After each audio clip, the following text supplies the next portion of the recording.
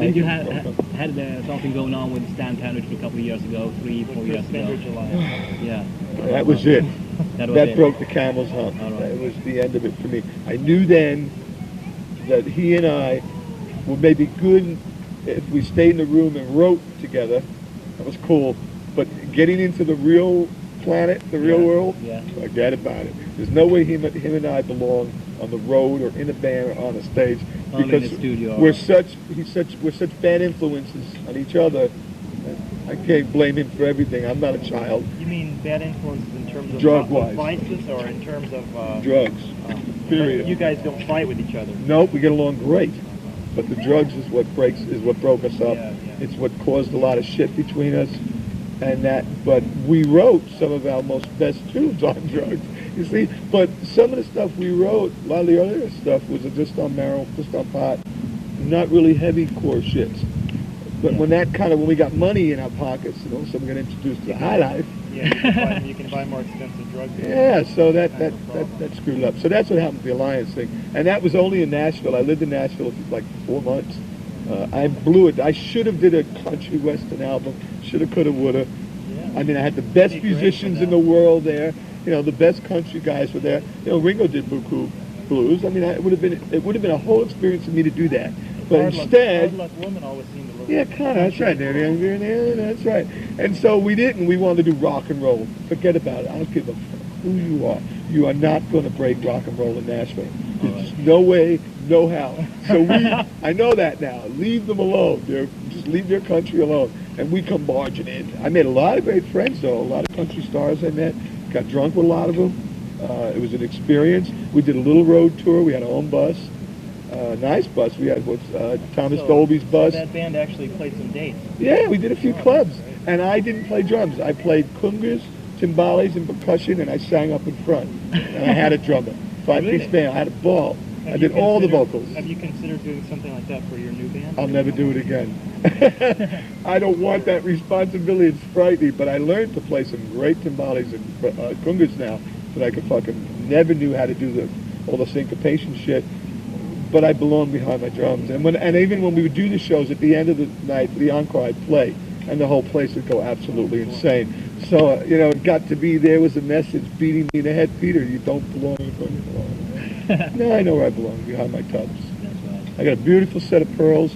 I just signed with DW Company, DW Drums. I'm using the new DW remote hi-hats, the double pedals, by the way, the new turbo double pedals. Yeah, only I'm not using double bass drum. I'm using double pedals on a single drum. I'm going to blow some fucking minds. It's a new sound. So, it's like, I could still do only there's one drum. So my fans are going to be in for some new treats because I've been really working fucking hard on these devices. Going to be something. I'm not used to remote. But it's cool if you use it. I'm not using any electrics. I'm still using acoustics. Matter of fact, I got 2 toms in the front, bass, 24, a beautiful snare, nice big fat snare, 16, 18, 14, and 10, and a massive bunch of cymbals. And that's my kit now. No more 24 drums. I don't need them. So you got a new. I'm really bad on I could play on 4 drums and I love it. All right, I don't need a lot of drums like Eric Carr and any other drummers. Yeah. You got a new sound now if you compare with that. Well, I notice less is best, I believe. Yeah. And I play tight and hard, and I'm right fucking there when I should be. That's my job. I'm a drummer. That's right.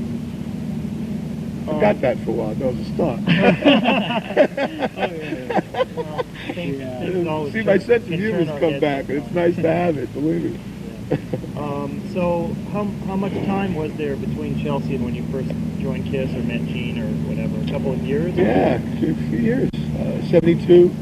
I was with Chelsea maybe from 68, 69, 70, 71. So then you just went back to playing with some whatever local band? Yeah, I played with these 40-year-old guys, I told you that. Was that a played group top 10 or stuff. you just, They were a group, and the drummer was Carmine Apiece, who's a good friend of mine now. Cousin, broke his leg, and they called me up. Joey, who was in one of my bands, the Brotherhood, great guitar player. And he was a little older, but he played so good. It didn't matter. I love the way he played, man. And he called and said, hey, I got a trio playing. I'm getting a lot of work. I'm playing Wednesdays, Friday, Saturday, Sunday. And the money sounded good. And I said, shit, yeah. He says, man, the drummer broke his leg. You want the gig?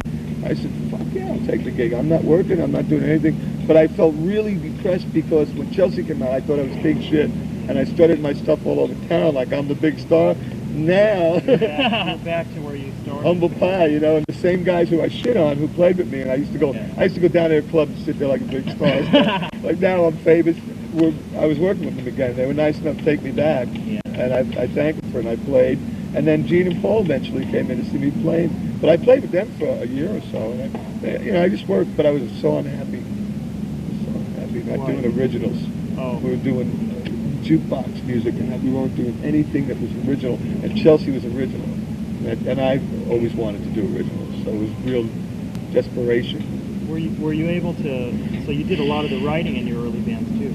Yeah. And did you do any singing too? Harmonies.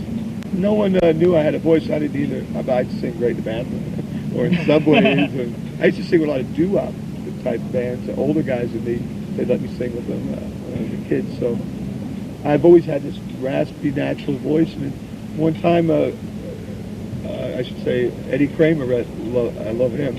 When we first met, Paul was doing Black Diamond, and Eddie heard me kind of screaming around. He goes, "Why don't you try that?" And I sang. He goes, "That's it. Peter's doing it." Really? And then Supposed to do this on before. This is the first when we first did our first demos.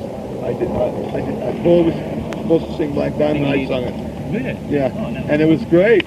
And then all of a sudden I heard myself I sing it. can I never went, imagine Paul "Whoa, singing Black that's pretty good." Although I recorded with a lot of my bar bands, we'd go in and do some. I got a tape of me doing My Girl, and Respect it. I think it's priceless. And you made me leave my happy home. Oh, since I fell for you, we did it like the Rascals. Oh, real slow. Yeah. Sure. So skipping over all the years from Kiss, because we've already talked about that, and skipping over the time that you left Kiss.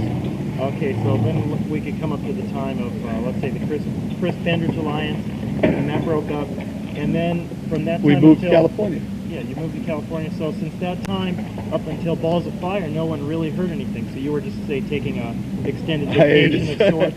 Yeah, well, I was doing drugs, you know. After the Let Me Rock You, just getting to right.